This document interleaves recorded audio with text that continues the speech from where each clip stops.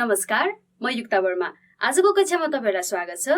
आज हामी कक्षा 7 को सामाजिक शिक्षा अन्तर्गत एकाइ 7 नेपालका विभिन्न प्राकृतिक स्रोत र साधन र तिनको उपयोगको बारेमा अध्ययन गर्न गइरहेको छौं। ल अब कक्षा सुरु गरौँ।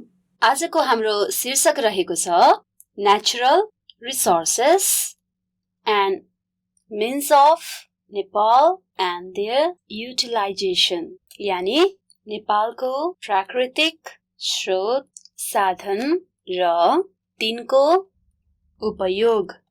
यस टपिक अन्तर्गत आज हामी प्राकृतिक स्रोत भनेको के हो, यानी प्राकृतिक स्रोतको परिचय, त्यसरी नै अर्को नेपालका प्रमुख प्राकृतिक स्रोत जमिन र जल र त्यसको महत्त्वको बारेमा छलफल गर्नेछौं। प्रकृति अत्यन्त सुन्दर छ।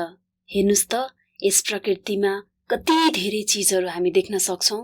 सूर्य, बादल, अग्ला अग्ला हिमालहरू, हरिया डाँडाहरू, हरिया वनजंगल, ठुलठुला ढुङ्गाहरू, कलकल बगिरहने खोलाहरू, मनलाई नै छुने हरियो दहहरू, पोखरीहरू, किसानले विभिन्न किसिमको तरकारी बाली नाली लगाउने माटो, यी सबै चीज हामी प्रकृतिमा देख्न सक्छौं र यी सबै प्रकृतिमा पाइने सम्पदालाई नै प्राकृतिक सम्पदा भनिन्छ। अब जानौं प्राकृतिक स्रोत र साधन भनेको के हो। प्रकृतिमा विभिन्न वस्तुहरू हामी देख्न सक्छौं। त्यही वस्तुहरूलाई नै प्राकृतिक स्रोत र साधन भनिन्छ। सबै प्राकृतिक वस्तुहरू स्रोतका कारण हुँदैनन्। यस्ता चीजहरू र वस्तुहरू र स्रोत मानिसको जनजीवनमा ठूलो महत्त्व पुर्याउँछ। त्यसलाई नै हामी स्रोत र साधन भन्दछौं। हाम्रो देश नेपालको कुरा गर्नुपर्दा हाम्रो देशमा विभिन्न स्रोत अन्तर्गत जमिन, जल, वन र खनिज पदार्थहरू विशेष स्रोतमा पर्दछन्। कुनै पनि देश धनी वा गरिब हुनुमा प्राकृतिक स्रोतहरूको ठूलो भूमिका हुन्छ। प्राकृतिक स्रोतले जनजीवन सहज र विकसित बनाउन पनि मद्दत पुर्याउँछ। नेपाल प्राकृतिक दृष्टिले धनी देश हो। नेपालमा जातिगत, भाषा, भेष, संस्कार इत्यादिमा विविधता पाउनका साथसाथै हामी प्राकृतिक सम्पदामा पनि विविधता पाउन सक्छौं, देख्न सक्छौं।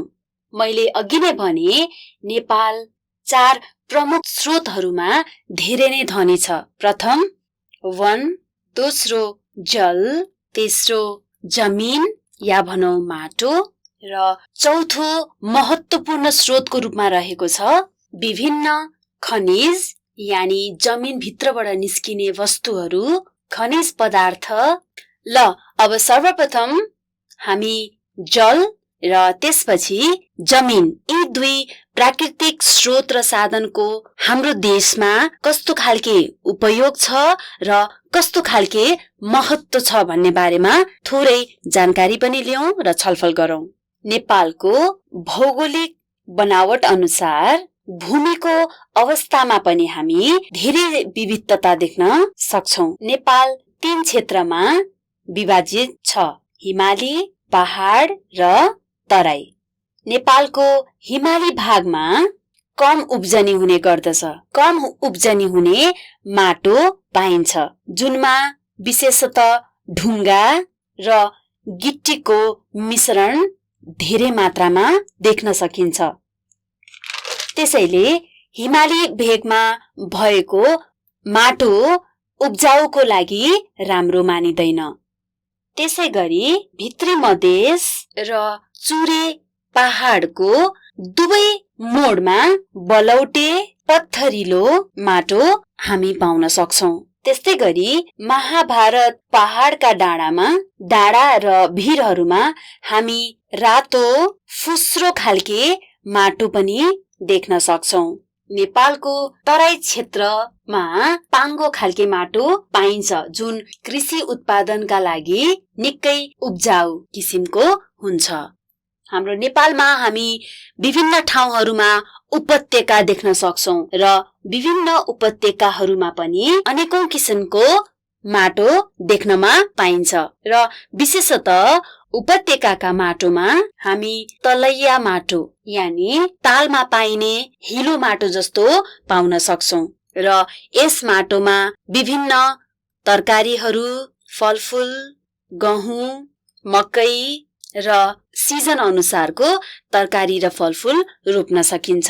त्यसैले नेपालमा जमिन अनुसार र ठाउँ अनुसार विभिन्न माटो पाइने हुनाले त्यसै अनुसारको विभिन्न अन्नपातहरू रोपिने गरिन्छ र जीवनी चलाउने गरिन्छ। धेरै विविधता रहेको हुनाले हाम्रो देशको एउटा प्रमुख स्रोत भनेको जमिन हो र यसले जनजीवन धेरै नै सजिलो बनाएको छ। दोस्रो महत्त्वपूर्ण नेपालको प्राकृतिक स्रोत रहेको छ जल, यानि जललाई पानी पनि भनिन्छ। पृथ्वीको उत्पत्ति सँगसँगै बिस्तारै खोला, खोलानाला, नदी, ताल, झरना र विभिन्न ठाउँहरूमा जमिन मुनि पानीहरूको उत्पत्ति भयो। पानीको उत्पत्ति भएपछि बिस्तारै मानिसहरूको पनि उत्पत्ति भएको थियो र जब मानिसले जललाई यानि पानीलाई पिउन थाले, उनीहरूको लागि जल नभई नहुने वस्तु र पिउने पानीको रूपमा लिन थालियो। हाम्रो देश प्राकृतिक जलमा धेरै धनी देश हो। हामी नेपालमा धेरै पानीका स्रोतहरू देख्न सक्छौं।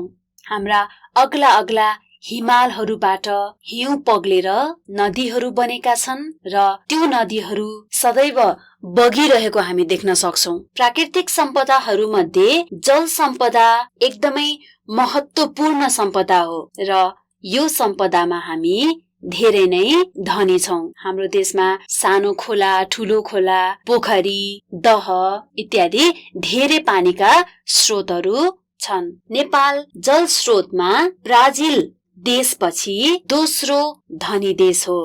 हाम्रो देशमा जलको उपयोग धेरै कुराहरूमा गरिने गरिन्छ। पानी नभई जनजीवन अस्तव्यस्त हुन्छ।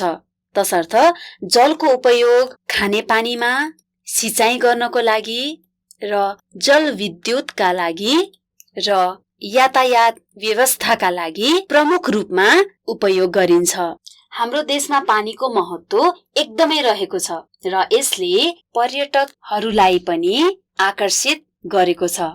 विभिन्न देशका पर्यटकहरू हरेक वर्ष हाम्रो खोलाहरूमा राफ्टिङका लागि आउने गर्दछन् र त्यसबाट हाम्रो देशको पर्यटन व्यवसाय एकदमै फस्टाएको छ। नेपालमा ठूला ठूला 14 वटा खोला छन्, जसलाई हाम्रो 14 अञ्चलको पनि नाम दिइएको छ। ठुल्ठुला खोलाहरू मध्ये कोशी, गण्डकी र कर्णाली जस्ता खोलाहरू हिमालको हिउँ पग्लेर बग्ने हुनाले हिउँदमा पनि यसको पानीको मात्रा कम हुँदैन। अर्थात् यी खोला सधैँभरि हाम्रो आँखा अगाडि बगिनै रहेको हामी देख्न सक्छौं। यिनै नदीहरूबाट विद्युत, खानेपानी र किसानहरूले गर्ने सिँचाइलाई सुविधा पुर्याउने काम पनि गरिन्छ। नेपालमा महाभारत पर्वत श्रृङ्खलाबाट पनि धेरै नदीहरूको उत्पत्ति भएको छ, तर यी नदीहरूमा हिउँदमा पानी ज्यादै कम र वर्षामा निकै बढी हुने गर्दछन्। त्यसरी नै चुरे पर्वतबाट पनि वर्षामा मूल फुटी नदीहरूमा पानी बग्ने हुनाले त्यसको प्रयोग धेरै कुराहरूमा भइरहेको छ। ल, यी त थिए हाम्रो देशको दुई प्रमुख स्रोत र साधन र त्यसका महत्त्व र उपयोगहरूको बारेमा र अर्को कक्षामा हामी प्राकृतिक स्रोत, वन र खनिज पदार्थहरूको बारेमा अवश्य पनि अध्ययन गर्नेछौँ। आजको पाठबाट तपाईहरूले के कस्तो जानकारी उपलब्ध गर्नुभयो र त्यस जानकारीलाई आफ्नो अभ्यास पुस्तकमा कसरी लेख्न सक्नुहुन्छ होला भन्ने कुराको जानकारी लिनका लागि तपाईहरूको लागि मैले केही प्रश्नहरू तयार पारेको छु र त्यसलाई गृह कार्यको रूपमा गर्नुहुनेछ भन्ने आशा गर्दछु। प्रश्न नम्बर 1, प्राकृतिक स्रोत साधन भनेको के हो? प्रश्न नम्बर 2, नेपालको जमिन सम्पदाको महत्व छोटकरीमा लेख। त्यसरी नै प्रश्न नम्बर 3, नेपालको जलको उपयोग के कस्ता कामका लागि गरिन्छ लेख। हस्त आजको कक्षाको अन्तिमतिर हामी आइसकेका छौं। तपाईहरूलाई केही जिज्ञासा, सल्लाह वा सुझाव रहेमा हामीलाई हाम्रो ठेगानामा सम्पर्क गर्न सक्नुहुनेछ। हाम्रो ठेगाना रहेको छ learning@dearwork.edu.np। धन्यवाद।